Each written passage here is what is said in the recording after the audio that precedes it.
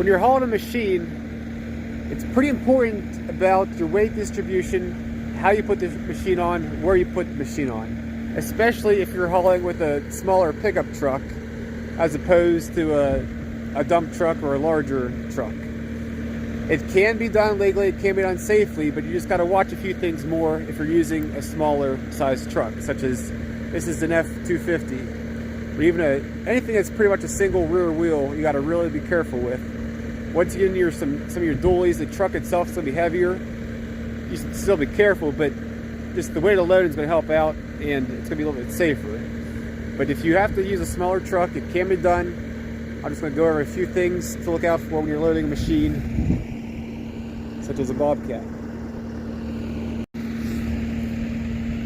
You want to start out by parking on as flat of a surface as possible.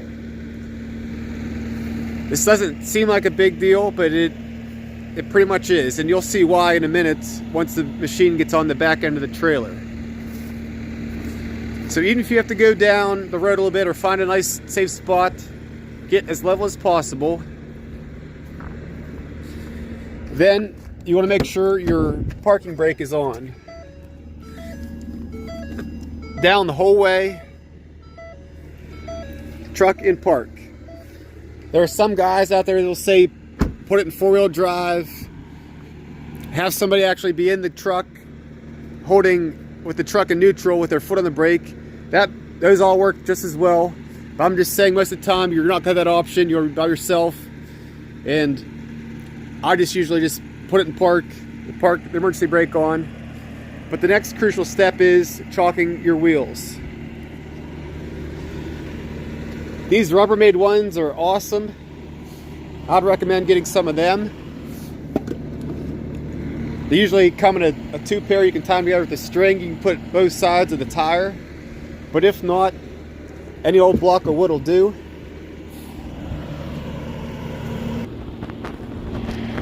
But I like to chalk the trailer tires. If you go to chalk the truck tires, especially this back one, it's going to get different weight on it. As the machine's coming up, it's going to lift up. It's also going to go down. It's going to be moving a good bit. These back trailer tires are always going to stay solid on the ground, and they're going to want to rock back and forth a little bit. But I just recommend doing your trailer tires as opposed to the truck tires. So once they're chalked good, truck's in park, and the brake's on, your ramps and everything are down, your deck's nice and safe, you want to load your machine up.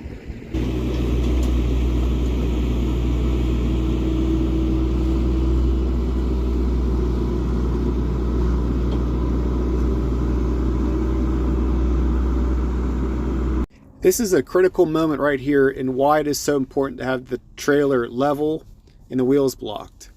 At this point, all the weight is on the back end of the trailer, lifting the rear end of the truck up. So if the truck wasn't level, if it was on say facing uphill, this is the point where the trailer and truck would want to slide back down the hill. Or if the truck was facing down the hill, same thing. This is the point that all the weight's on the back of the trailer and the truck would want to slide because the rear tires on the truck would be barely contacting the ground. This is where a lot of accidents happen. So that's why it's very important to chalk the wheels and be on level ground.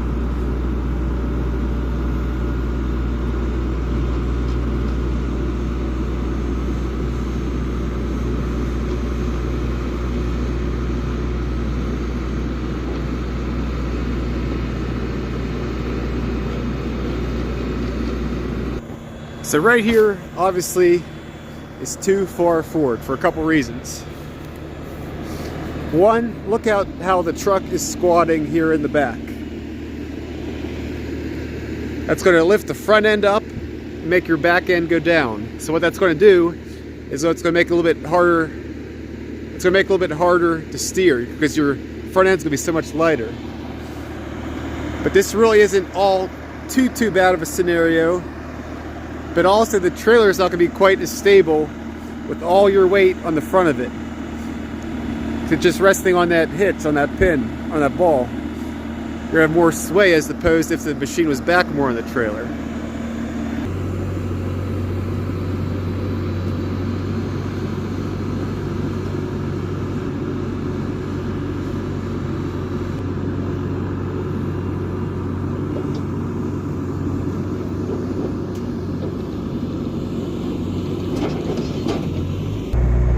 get it when guys want to drive the machine on forward so they can see the trailer, try to keep themselves nice and centered.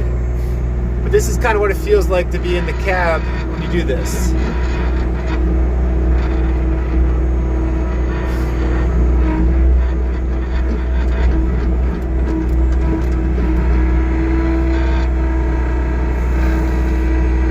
See, right now I'm basically doing a wheelie. And I got a little bit weight forward, and it comes back down.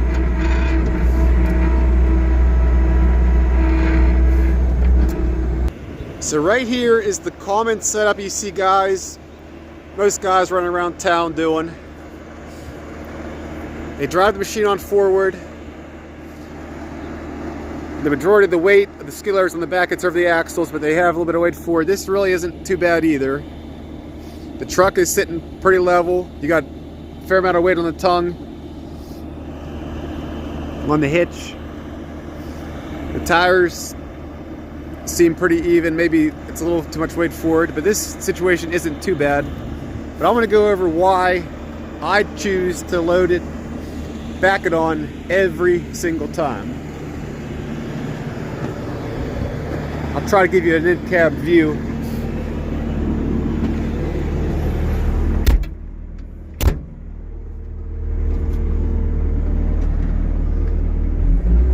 Now you can only imagine what this would be like if the truck was facing up a hill.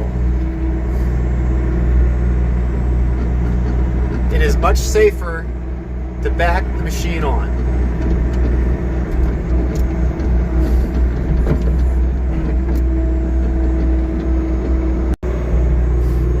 So when you're backing the machine on, what you want to do is you want to try to get as center as possible in the trailer. Now my Bobcat, for whatever reason, didn't come with any rear view mirrors at all. It's very odd to me. I would think there would be one up in the center, up front, but there isn't. I know you can get aftermarket ones put on the side, or you can even get a camera system, backup camera, which is probably what I'll do in the future, but we're just not at that point. So as I'm looking back, I'm trying to get centered as much as possible. I pick a point in the center of my Bobcat and I line it up with the center of the trailer.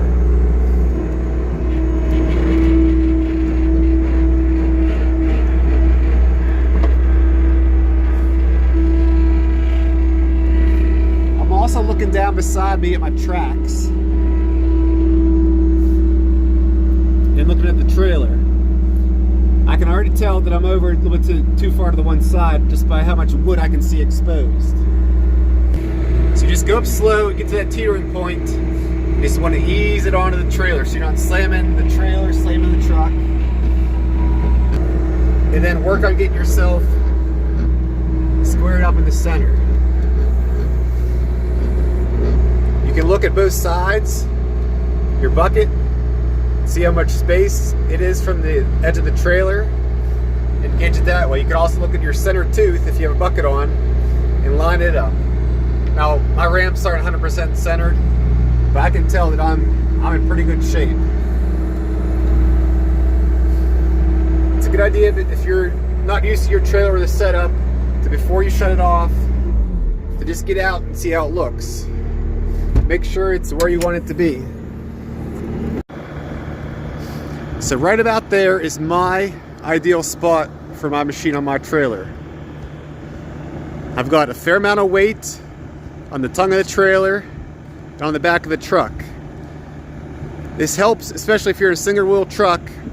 If you have to go up a gravel driveway to get to your job site, you don't want to be climbing up that and all of a sudden your back wheel is spinning out.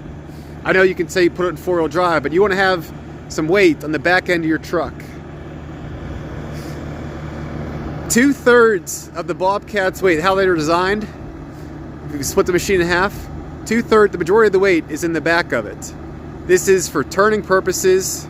Otherwise, it wouldn't turn very well if all the weight was 100% even distributed.